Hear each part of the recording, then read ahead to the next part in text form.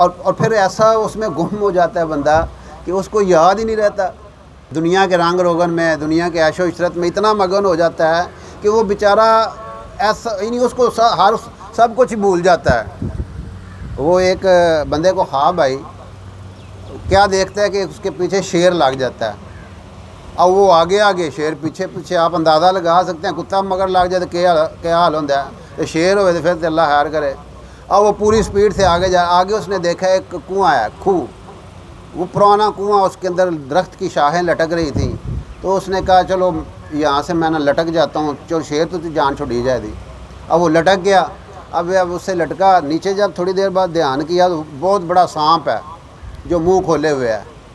उन्हें कहा ये तो काम खरा, थल्ले जहाँ ताम मरा, बाहर जहाँ ताम मरा।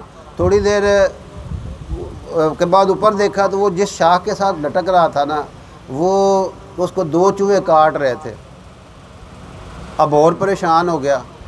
तो इतनी देर में वहाँ पे कोई माखियों का छत्ता था, शहद का छत्ता था, वहाँ पे वो कोई दरख्त की शाख लगी, वो सीधा वो शहद जो थी ना उसके मुंह में आने लगी।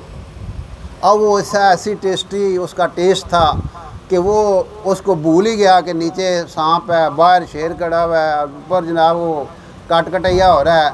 इतने में आँख खुल गई। अल्लाह वालों के पास गया, बुजुर्गों ये ख्वाब आई है तो मुझे इसकी ताबीर बताएं। उनका बेटा वो जो शेर है ना, वो तो मलकुल मौत है जो हर वक्त इंसान के पीछे लगा हुआ है। रोज़ हम सुनते हैं, जरा बंदा हैरी मेरी हमारे साथ था, ये हमारे इलेक्ट्रॉनिक से दरीस साहब, जिस दिन इनकी फौतगी हुई यहाँ पे चौक में भी मिले हैं। तो थोड़ी देर बाद पता चला, खबर आई। तो ये ऐसी ज़िंदगी है। और कितने ऐसे हमारे यहाँ पे स्टूडेंट्स यूनिफॉर्म में आते हैं, कोई ऐसा मसला बनता है तो ये ज़िंदगी ऐसे ही है।